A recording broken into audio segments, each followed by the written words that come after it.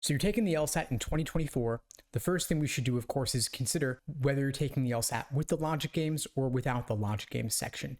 For those who aren't aware, LSAT is removing the logic games section after the June 2024 LSAT and replacing it with a second scored logical reasoning section. So are you taking the LSAT in either April or June with the games section, or are you taking it in August and beyond without the logic games section? This will dictate what your LSAT study plan looks like. Regardless of when you're taking it though, I recommend following my 5-phase framework for designing any LSAT study plan. I call it the LASER approach to LSAT prep. LASER is an acronym standing for Learning, Accuracy, Sections, Exams, and Review. Again, LASER, Learning, Accuracy, Sections, Exams, and Review.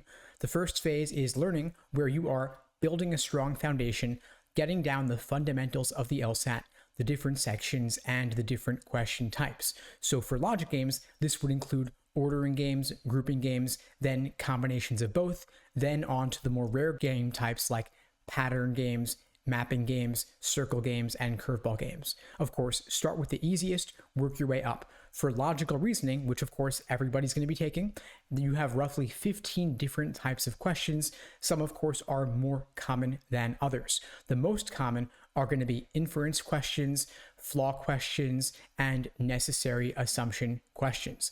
Now, if you're taking the LSAT in the next couple months, things remain as is, of course. However, if you're taking the LSAT after June, not only are they removing the games section, and not only are they adding in a second scored logical reasoning section, but we've gotten indications based on experimental sections of logical reasoning administered in the past few months that they're going to change the proportion of different question types in logical reasoning. We are seeing more questions involving formal logic, more questions involving numbers versus percentages. So diagramming conditional statements may be useful for some of these questions. And of course, this is likely in reaction to LSAT removing logic games. They want to test these concepts in the logical reasoning section instead, since of course they can't do it in the game section because there isn't going to be a game section. So consider this when designing your study plan. If you're taking the LSAT in August or beyond, that the logical reasoning section may not look exactly the same as it has up to this point. Of course, there will be no new bizarre question types, but rather a change in the relative proportions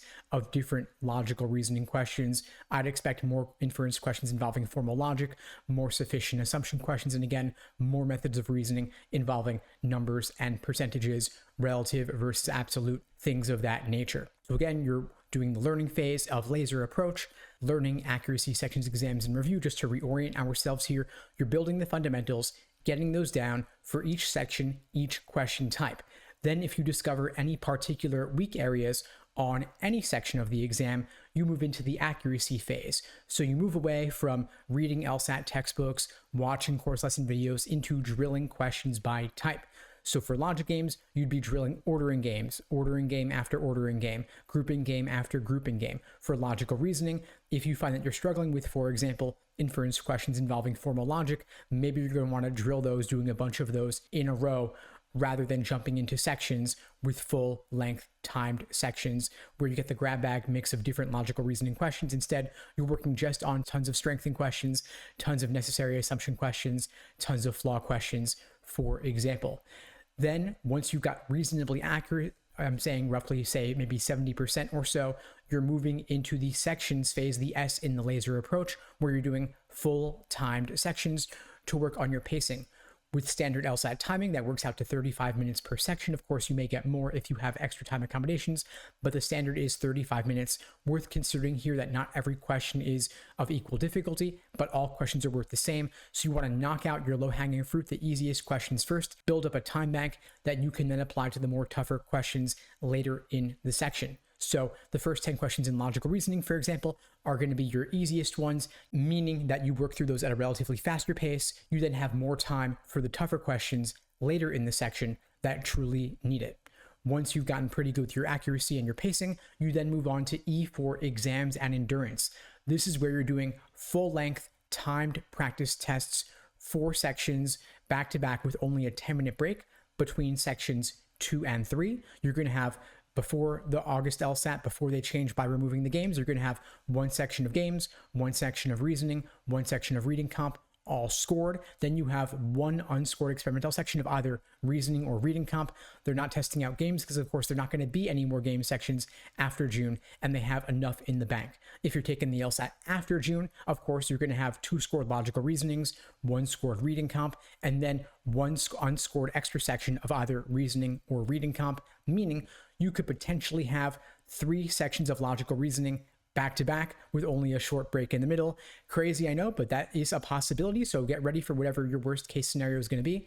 And finally, of course, we're pulling it all together with R for review, the last step of the laser approach to LSAT prep.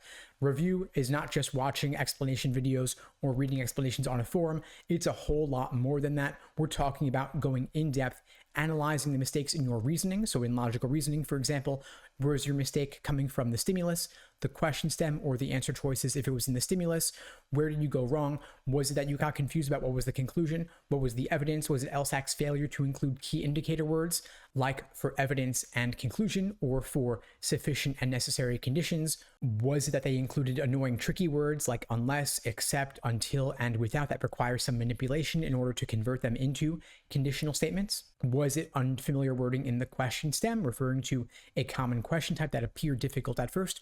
Or was your mistake coming from the answer choices? Was it a tempting wrong answer? Was it an unappealing right answer? If the wrong answer choice was tempting, what about the choice made it tempting at first, and what ultimately makes it wrong upon reflection? If it was an unappealing right answer choice, what made it seem unappealing to you at first, and ultimately what makes it correct? So you have these traps of encouragement towards the wrong answer and traps of discouragement away from the right answer. And until you can figure out which tricks and traps you are uniquely prone to falling for, you won't be able to avoid making the same mistake again. And of course, that is the point of doing all these exams, is to learn from your mistakes through that review process. I've created an in-depth framework for this process called the Socratic Review Method. It's the cornerstone of my LSAT prep courses and my one-on-one coaching services. If you're interested in finding out more, you can check out the links below the video to book a call with me and my team. We'd be glad to help you out. And so again, this laser approach, learning, accuracy, sections, exams, and review. Review is too often neglected, but don't leave it to others' reasoning and explanations. Instead, engage in this process for yourself. You want to keep a mistake log or a wrong answer journal of some kind to write out your thought process for every question you get wrong or every question you have difficulty with, so that you can avoid making the same mistake again. Now, of course, there are only a few months left until the April and June LSATs. With the logic game section, you'll have a bit more time if you want to take the LSAT without the logic game section and do 2 sections of logical reasoning instead. The choice is yours. There is no right or wrong answer here. Law schools will not care which version of the LSAT you take. And the good thing to consider here is that you can still take the LSAT in August and apply at the very beginning of the cycle in the fall. So if you're taking the LSAT in April, consider how many full-length practice tests will you be able to do, and don't do the older ones at the expense of the newer ones. If you're taking the LSAT in June, of course, you have a bit more time, an additional 2 months. You could potentially do double the number of practice tests in the lead up to June. And if, of course, if you want to take the LSAT in August or beyond, you'll have the whole summer to study, and you'll be able to do 20, 30, maybe even 40 LSAT practice tests, some untimed, some as individual sections, some, of course, as full-length time practice tests to work on your endurance. The choice is yours, but of course, consider that the more time you have available to study, the more practice tests you'll be able to take, the more pattern recognition you'll be able to engage in regarding those methods of reasoning, especially the ones that give you trouble. So do consider that when you're deciding when you ultimately plan to take the LSAT. Anyway, folks, that's all for now. I hope you found the video helpful. If you did, please do me a favor and share with someone who needs to see it. I don't do any advertising for the channel. I rely only on word of mouth to help get the word out. So your sharing this video really does make a difference. And in the meantime, I'll wish you all the best and take care.